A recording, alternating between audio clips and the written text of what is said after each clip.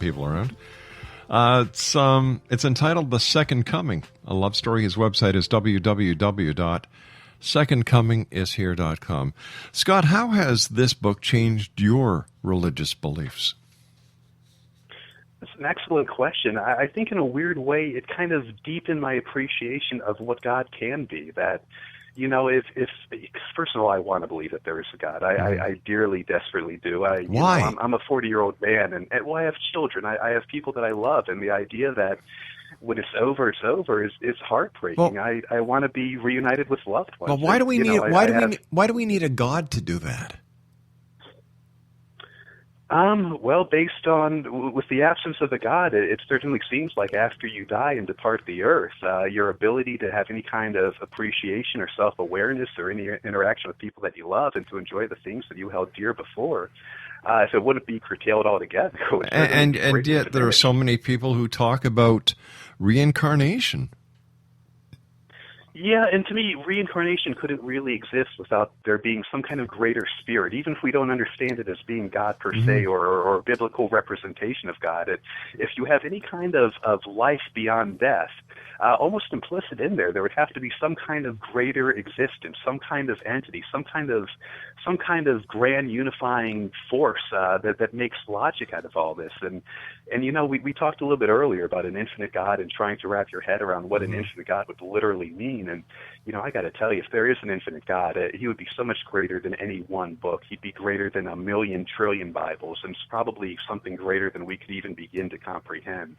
And that's really the part of the book that gave me the most hope, that God might be so much greater than anything that I could possibly comprehend, because I'm just a flesh and blood borderline evolved Homo sapien, at best a few 100,000 years out of the jungle, and you know, possibly there's something out there greater than anything I could ever appreciate. So are we saying that most people believe in a God because it gives them something to hold on to after they die?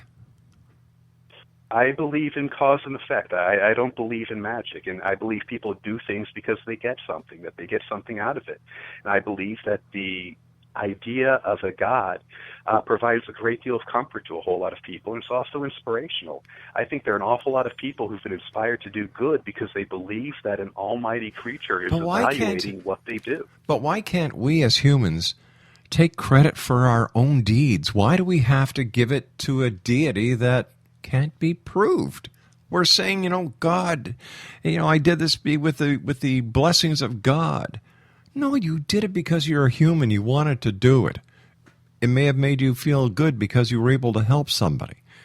You know, we blame the devil when we do something bad. We give thanks to God when we do something good. To me, we're giving away our control. We've given away our very essence to this devil and to a God.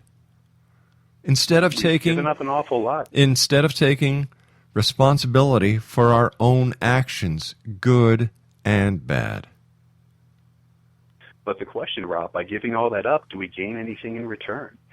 And is there any functional value to it? Is it the kind of thing, Rob, that if I were to tell you that it would be a moral thing to spend 10 hours in a homeless shelter or helping war widows or helping orphans, maybe it would mean one thing to you. But if I were to tell you that God Almighty directed you to do that, and if you fail to do that, you're going to burn until the end of time in the bowels of hell. Now you're talking like a true marketing guru. Fear. Fear. That's what the Bible sells more than any other thing. Fear. Hey, listen, Scott, I want to thank you so much for being with us. We've got to say so long for tonight.